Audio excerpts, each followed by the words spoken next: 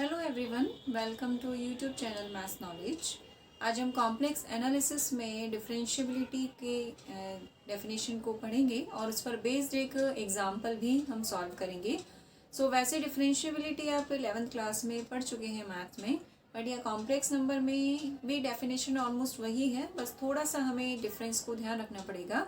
तो सबसे पहले हम देखते हैं कि डिफरेंशियबिलिटी की डेफिनेशन क्या होगी जब हमें कॉम्प्लेक्स नंबर गिवन होता है या कॉम्प्लेक्स नंबर के लिए कोई फंक्शन हमें गिवन होता है। कॉम्प्लेक्स एनालिसिस में जनरली हम किसी भी फंक्शन को जो कि z का है और z यहाँ पर कॉम्प्लेक्स नंबर है, उसको हम किस तरह से रिप्रेजेंट करते हैं, w equals to F of z से यह हमने फंक्शन को रिप्रेजेंट कर दिया। एफ ऑफ z यहाँ पर z का फंक्शन है और d कोई रीजन है जिसमें फंक्शन डिफाइंड है। उसके बाद इसकी डिफरेंशियबिलिटी देखें।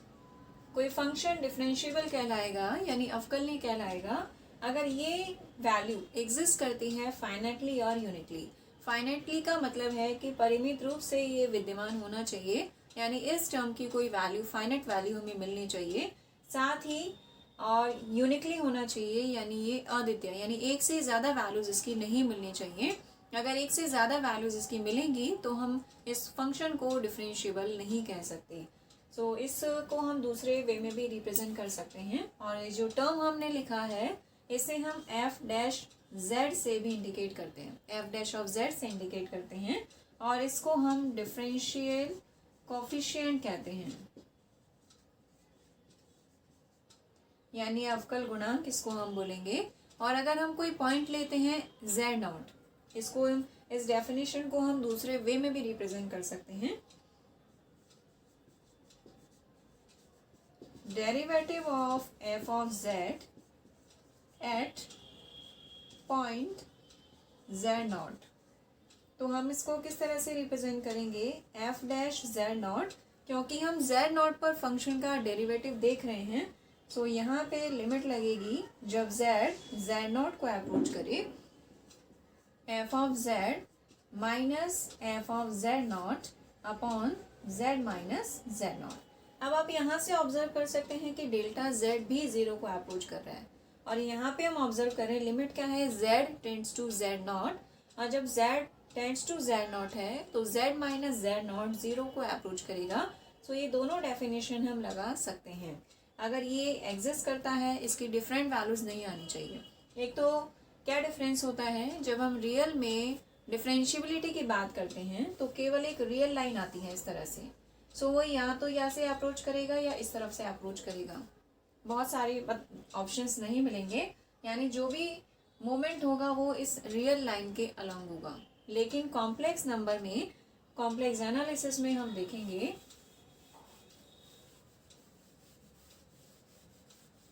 कि ये प्लेन है, ये एक्स वाई हमने लिया एक्सिस, इसको हम रियल एक्सिस कहते हैं, ये इमेजिनरी एक्सिस है। तो हम यहाँ पे देखें कोई पॉइंट है यहाँ पर z और ये z नॉट है, तो z नॉट की ओर किसी भी पॉइंट से जा सकता है, यानी इस पाथ को ले सकता है, इस लाइन के अलॉन्ग जा सकता है, इस लाइन के अलॉन्ग जा सकता है। यानी z जब z नॉट की ओर अप्रोच करेगा तो वहाँ पर केवल एक वे नहीं होगा, बहुत सारे वे होंगे, लेकिन हमें ध्यान रखना है कि किसी भी वे से, किसी भी तरीके से z नॉट को अप्रोच करे तो रिजल्ट सेम आना चाहिए। यानी यहाँ पे इसके लिए अगर हम अलग अलग वे चूज कर रहे हैं, अलग अलग तरीके लगा रहे हैं, तो यहाँ पर आंसर सेम आना चाहिए। अगर आंसर डिफरेंट आता है तो हम उसको डिफरेंशिएबल नहीं कह सकते। तो रियल में और कॉम्प्लेक्स में यही डिफरेंस है कि यहाँ पर अलग अलग तरीक़ों से हम यूज़ ले सकते हैं। इसके लिए जैसे हमने y इक्वल्स टू एक्स लिया, y equals to M X लिया, y equals to X square लिया, ये क्वेश्चंस में आता है। हम जब इस तरह से सब्सटीट्यूशन लेंगे, y को हम x की फॉर्म में चेंज करेंगे क्योंकि जो फंक्शन है वो x और y की फॉर्म में गिवन है, क्योंकि z को हम क्या लिख सकते हैं, x प्लस आयोटा y की फॉर्म में लिख सकते हैं। तो यहाँ पर x और y दोनों आ रहे हैं, y और x में रिलेशन हम ले सकते हैं, तो वैल्यू हमें एक ही मिलनी चाहिए, अलग अलग नहीं मिलनी चाहिए। अगर अलग अलग मिलेंगी तो हम कह सकते हैं कि फंक्शन डिफरेंशिएबल नहीं है या डेरिवेटिव एग्जिस्ट नहीं करता। इससे रिलेटेड एक एग्जांपल हम देख लेते हैं और हम बताएंगे कि वो फंक्शन सभी जगह डिफरेंशिएबल है, यानी सर्वत्र अवकलनीय है।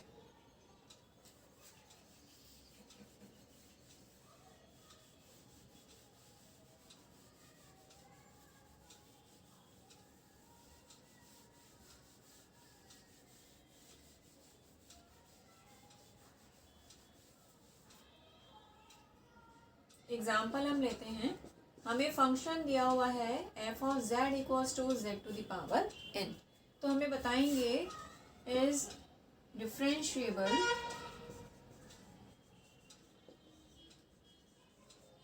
एवरीवेयर। अब देखिए डेफिनेशन लगा दीजिए।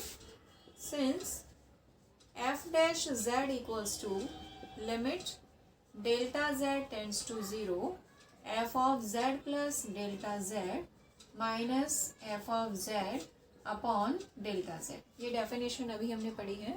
F of Z equals to Z to the power N है। So F of Z plus delta Z क्या मिलेगा हमें? जेड को रिप्लेस कर देंगे हम जेड प्लस डेल्टा जेड से। सो ये पावर आ जाएगी एन। अब इसमें वैल्यू सब्स्टिट्यूट कर देते हैं। Limit delta Z tends to zero, इसको रिप्लेस कीजिए Z plus delta Z to the power N minus Z to the power N upon delta Z. इसको सॉल्व कर लेते हैं। इस क्वांटिटी को हम खोल देंगे, एक्सपेंशन कर देंगे। जैसे हम लेते हैं x प्लस ए की होल पावर n, इसका एक्सपेंशन हम करते हैं x to the power n plus a x to the power n minus 1, और साथ में क्या मिलेगा हमें nc1, फिर nc2 x to the power n minus 2 और a स्क्वायर। इस तरह से हम लास्ट तक जाएंगे। सो इसको भी हमें इसी तरह से एक्सटेंड करना है। तो यहाँ पर हम देखें जो पावर है वो पहले n है, डिग्री किसी भी टर्म की n ही मिलेगी। a की पावर इंक्रीज हो रही है और x की पावर डिक्रीज हो रही है, साथ में ये वाले टर्म्स भी हमें मिलेंगे। तो इसको आप n टर्म्स तक लिख सकते हैं। हमें इसको लेना है limit delta z tends to zero. So x की जगह z लिया, a की जगह डेल्टा z लिया, तो क्या मिलेगा z to the power n plus nc1 z to the power n minus 1 delta z, फिर nc2 z to the power n minus 2 and delta z का स्क्वायर। इसी तरह तक हम जाएं, दैट इज ncn z की जैसे यहाँ पर डेल्टा z का टर्म नहीं है, इस वाले में z का टर्म नहीं होगा और डेल्टा z की पावर क्या हो जाएगी n हो जाएगी, और फिर ये मिलेगा minus z to the power n। ये वाला टर्म हमने एज इट इज लिख दिया, और ये जो पूरा टर्म है वो किससे डिवाइड हो रहा है? डेल्टा z से। अब ये टर्म कैंसिल हो गया और बाकी जो टर्म्स हैं वो सब डेल्टा z से डिवाइड होंगे, और यहाँ से जो बचेगा, एक तो डेल्टा z कैंसिल हो जाएगा। Limit delta z tends to zero nc1 z to the power n minus 1 plus nc2 z to the power n minus 2 delta z की पावर 1। इस तरह से एक एक z डेल्टा z की पावर कम हो गई है, और डिनोमिनेटर से डेल्टा z हमने कैंसिल कर दिया कॉमन लेके। अब आगे के जितने भी टर्म्स हैं उनमें डेल्टा z एग्जिस्ट कर रहा है। लिमिट क्या है? Delta z tends to zero.